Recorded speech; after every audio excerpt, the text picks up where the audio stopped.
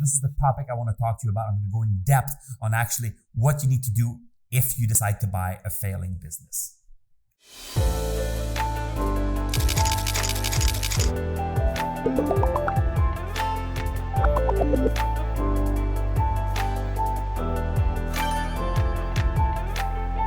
How and what you need to do if you're planning on taking over some businesses that are failing right now. I know it's the big talk. Everybody's talking about it. A lot of businesses are going down. You know, I saw in the paper recently that over 42% of businesses will not reopen their doors. And I know that there's a lot of people out there selling new strategies to buy those failing businesses. Now, be very, very, very careful. See, there is kind of a general sentiment. The guy's like, I'm just going to take over this restaurant. I'm going to turn it around and I'm going to make millions of dollars. Now, I want you to understand something, okay? If the owner of that business hasn't been able to make the business survive, if the initial person who started that business, if the person who brought energy, desire, ambition, money, efforts to creating a business, if they brought their mighty, mighty self to building their business, and they, with all their enthusiasm and all that energy behind them, haven't been able to survive the crisis, how do you think you're going to take over that business and make it successful? Let's be realistic here. There are so many people who take over businesses and they completely fail at it. See, first of all, you need to make an assessment. What are your skills? What are the results that you've actually generated before? See, somebody reached out to me recently and he said, Marco, I have been in the restaurant industry for the last 25 years. Now I'm buying a restaurant. And I spent about 5 minutes asking him a couple of questions. I said, what did you do in the restaurant industry? He said, first I started as a bartender. Then I was actually head waiter. And eventually I was actually in charge of managing the front of the house. So I managed all of the other waiters and waitresses. And I said, as the front of the house manager, what was your job? He said, mostly supervision and scheduling. I said, perfect. And I said, do not buy a restaurant. He said, why? I said, because you don't know anything about the restaurant industry. He was like, what? He was almost offended when I said that to him, right? But just because he had worked in the restaurant industry doesn't mean he knows anything about the restaurant industry. See, what he knows is he knows how to service plates. He knows how to train employees. He knows how to schedule and manage, servers and bartenders. What does he know about marketing a restaurant? What does he know about accounting? You understand that, for example, the restaurant industry has very tiny margins. I said, what do you know about accounting? How do you know about cost control? What do you know about inventory control? What do you know about cooking?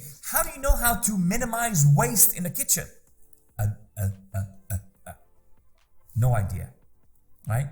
So before you go out there and be the next fool who owns a failing business, ask yourself, what do you actually know about business? What do you actually know about this business? And if you have not already created results, like specific results, like maybe turned around a business, or maybe, taking a business from here to here, yourself, not be part of a team who's done it, if you haven't done the results, why do you think you can take over somebody else's project, somebody else's ambition, and actually make it happen? It's probably not going to happen, guys. Let's be realistic. Look at your results. Number two, look at what kind of research you've done.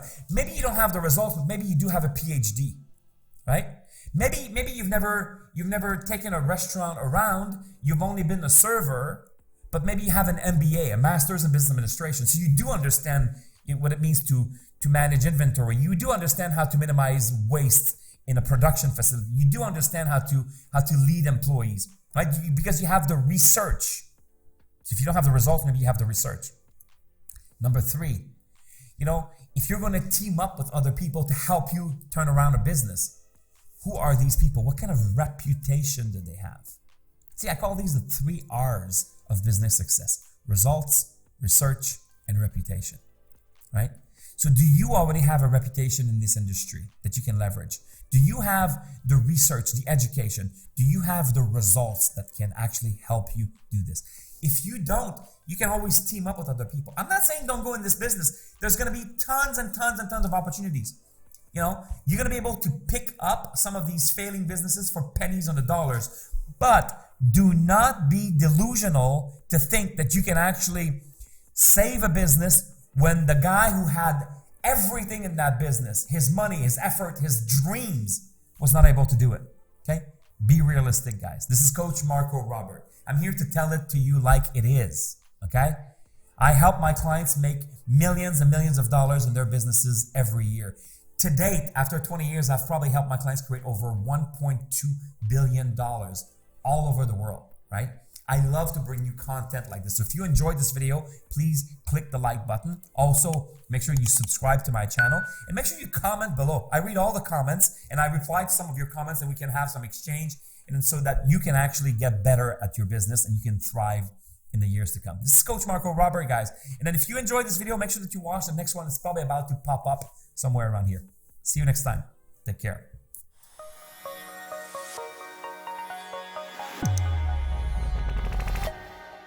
Guys, this is Coach Marco Robert. Remember, if you keep on doing what you've always done, you're going to keep on getting what you've always gotten.